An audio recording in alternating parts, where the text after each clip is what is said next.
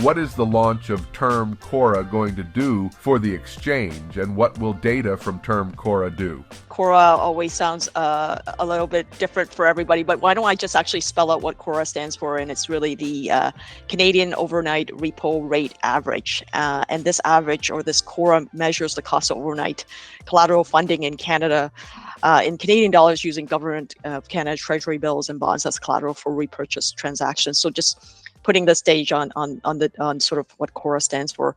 So in January, John, we through an industry group similar to other jurisdictions, there was a committee that was set up called Canadian Alternative Reference Rate Working Group, CAR, as we call it in Canada. And, through consultation with the industry and so forth, there was a recommended methodology for calculating a term CORRA benchmark that was designed to be a robust benchmark that adheres to IOSCO principles. And the benchmark will be derived from transactions and executable bids and offers from CORRA interest rate futures that's trading on our MX exchange. And the benefit of using this futures for the calculation of term CORRA is that the futures market is both a transparent and a regulated market. And this methodology, like I said, is really consistent to the approach that has happened in other jurisdictions, just like term SOFR. Our announcement last week was that Candial Benchmark Solutions and TMX Datalinx launched the forward-looking 1 month and 3 month term CORRA benchmark. And it's on beta testing right now. So if clients want it, they can reach out to us and they can actually beta test this. The actual launch will happen in September. The production launch will happen in September 2023. And term CORRA will complement CORRA as a replacement for the CDOR in terms of certain products.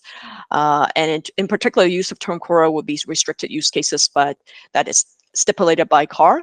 And the benchmark is going to, like I said, it's going to aggregate transactions between a time period of 10 to 12 daily by TMX Datalinx.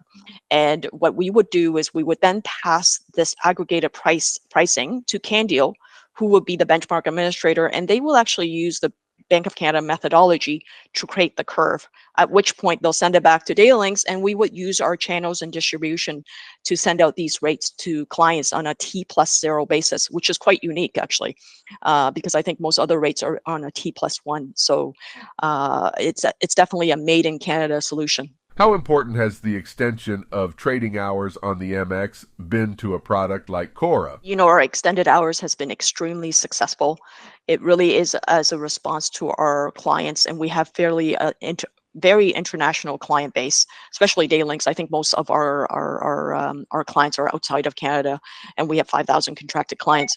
So with the extended hour, it really does allow us to cater to a global client base. And this really helps with term CORRA because term CORRA is going to be the benchmark that people uses in terms of loans or hedging, and it gives them the flexibility to be able to use that and be able to have it readily available with our extended hours. The experience in Canada is somewhat similar to that in the U.S. with LIBOR.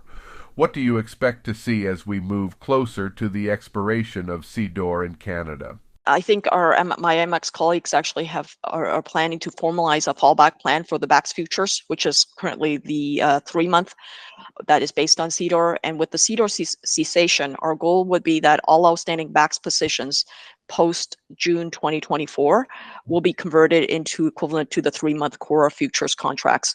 More importantly, what we're seeing is we're actually seeing greater adoption of the 3 month CORRA futures as it stands today. So we are seeing our clients really seeing CORRA first and doing that basis on its own. How have the regulators responded to the term CORRA plan from TMX? Because this is a made in Canada solution, all the major stakeholders, all our Q1 banks, as well as other stakeholders, has been well communicated to. And like I said, because it's a made in Canada solution between Candial and ourselves, there's active participation by this group that I talked about, the CAR group, as well as Bank of Canada, is well endorsed. And we have the buy-in from, full transparency with our regulators, the OSC, the AMF. So they're well educated, well supportive on this initiative. What does the data for term CORRA look like? The data right now we're sending out is the 1 month and the 3 month Term CORRA benchmark, so clients can actually see what it looks like now before even the production in September, so that people can start testing to it.